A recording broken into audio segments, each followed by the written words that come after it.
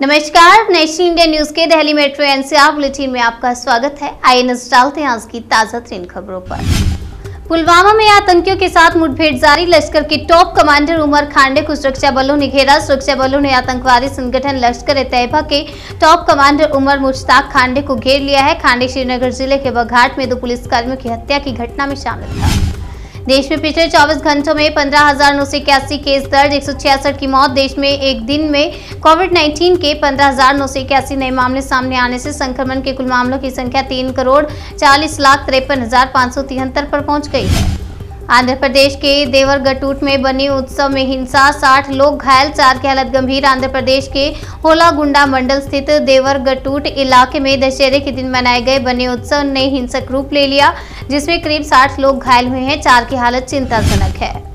अगली खबर छत्तीसगढ़ से। जशपुर कांड के आरोपियों को कांग्रेस ने बताया बीजेपी कार्यकर्ता, विपक्ष ने मांगा राज्य के गृह मंत्री का इस्तीफा। पत्थलगांव में दुर्गा प्रतिमा विसर्जन के लिए जुलूस निकाला जा रहा था, तभी मध्य प्रदेश नंबर की एक जाइलो कार तेज रफ्तार से वहां पहुंची और जुलूस को रोकते हुए निकल गई। अगली खबर बांग्लादेश से। दुर्गा पंडालों पर हमले के बाद अब इस्कॉन मंदिर में तोड़फोड़, प्रशासन ने हिंदुओं की सुरक्षा की लगाई सरकार से गुहार। बांग्लादेश में दुर्गा पंडालों पर हमले के बाद अब इस्कॉन मंदिर पर हमले की घटना सामने आई है। इस्कॉन ने घटना की तस्वीरों को शेयर किया है। अगली खबर छत्तीसगढ़ से। जशपुर में गाड़ी से रौंदे जाने की वारदात में एक की गई जान, सीएम भूपेश बघेल ने किया 50 लाख मुआवजे का ऐलान। छत्तीसगढ़ के जशपुर जिले में एक तेज रफ्तार कार की चपेट में आने से दुर्गा प्रतिमा विसर्जन करने जा रहे एक युवक की मौत हो गई। मृतक के परिजनों को सीएम ने 50 लाख देने का ऐलान किया। काबुल गुरुद्वारा में 10 दिनों में दूसरी बार घुसे हथियारबंद तालिबान, लड़ाके परिसर की तलाशी ली और लोगों को डराया। अफगानिस्तान में मौजूद सिख समुदाय ने कहा कि तालिबान के लड़ाकों ने शुक्रवार को काबुल स्थित गुरुद्वारे में प्रवेश किया। अगली खबर दिल्ली से। एक्शन में दिल्ली पुलिस कमिश्नर 500 पुलिसकर्मियों को सुरक्षा ड्यूटी से हटाया। अधिकारी के घर की सब्जी ला रहे थे और बच्चों को स्कूल छोड़ते थे। ऑडिट में पाया गया कि कुछ अधिकारी अपने साथ लगभग 20 से 30 कर्मचारियों को अपनी नई पोस्टिंग पर ले गए, जिससे पिछली यूनिट में स्टाफ की कमी हो गई। ऐसे में इन अधिकारियों ने सुरक्षा में तैनात पुलिस वालों को निजी कर्मचारी बना लिया था। Delhi Singhu border murder case से जुड़ी खबर। नशे का आदी था तरनतारन का लखबीर, 4 साल पहले घर छोड़कर चली गई थी पत्नी। मामले की जांच जारी। कृषि कानूनों के खिलाफ दिल्ली में चल रहे किसान आंदोलन के दौरान सिंघू बॉर्डर पर एक व्यक्ति को बांधकर पहले उसके साथ मारपीट की गई और फिर हाथ और टांग काटकर उसे मौत के घाट उतार दिया गया। 100 करोड़ कोरोना वैक्सीनेशन की जश्न की तैयारी। केंद्रीय मंत्री मनसुख मंडाविया, हरदीप पुरी ने लॉन्च किया कैलाश खेर का वैक्सीन सॉन्ग। बताया जा रहा है कि वैक्सीनेशन का 100 करोड़ का आंकड़ा पार करते ही देश भर के तमाम सार्वजनिक स्थलों पर जैसे रेलवे स्टेशन, मेट्रो स्टेशन, हवाई अड्डा, बस अड्डों पर एक ही साथ थीम सॉन्ग सुनाई देगा। सुरक्षा बलों को बड़ी कामयाबी। पंपोर में लश्कर के टॉप कमांडर समेत 2 आतंकी ढेर। पुलवामा के पंपोर इलाके में सुरक्षा बलों को बड़ी कामयाबी मिली है। आतंकियों और सुरक्षा बलों के बीच जारी मुठभेड़ में 2 आतंकी मारे गए हैं, जिसमें लश्कर कमांडर उमर मुश्ताक खांडे भी शामिल हैं।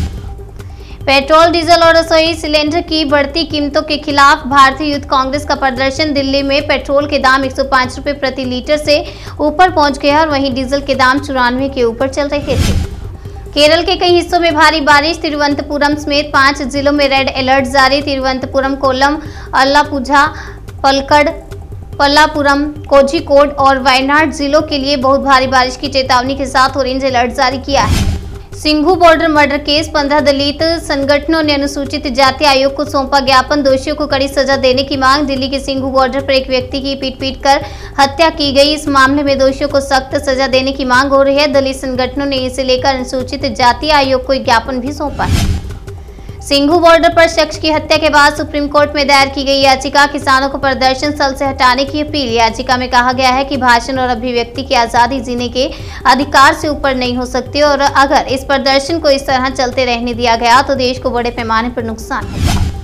दिल्ली सरकार के आदेशों का हो रहा उल्लंघन। बेखौफ होकर यमुना में किया जा रहा है मूर्ति विसर्जन। दिल्ली सरकार ने इस बार शहरवासियों के लिए यमुना नदी में किसी भी तरह की मूर्ति विसर्जित करने पर सख्त रोक लगा रखी है, लेकिन इसके बावजूद लोग नहीं मान रहे हैं, जिससे यमुना नदी का प्रदूषण का स्तर बढ़ गया है।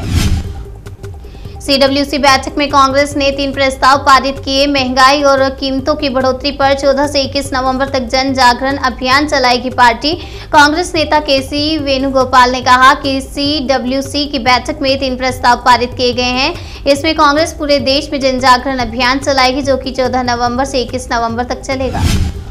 सीडब्ल्यूसी की कम परिवार बचाओ वर्किंग कमेटी की बैठक ज्यादा। कांग्रेस की मीटिंग पर बीजेपी ने साधा निशाना। गौरव भाटिया ने कहा, राहुल गांधी बार बार ये कहते हैं कि लोकतंत्र खतरे में है, लेकिन ऐसा प्रतीत होता है कि कांग्रेस पार्टी में तो आंतरिक लोकतंत्र भी अब नहीं बचा है।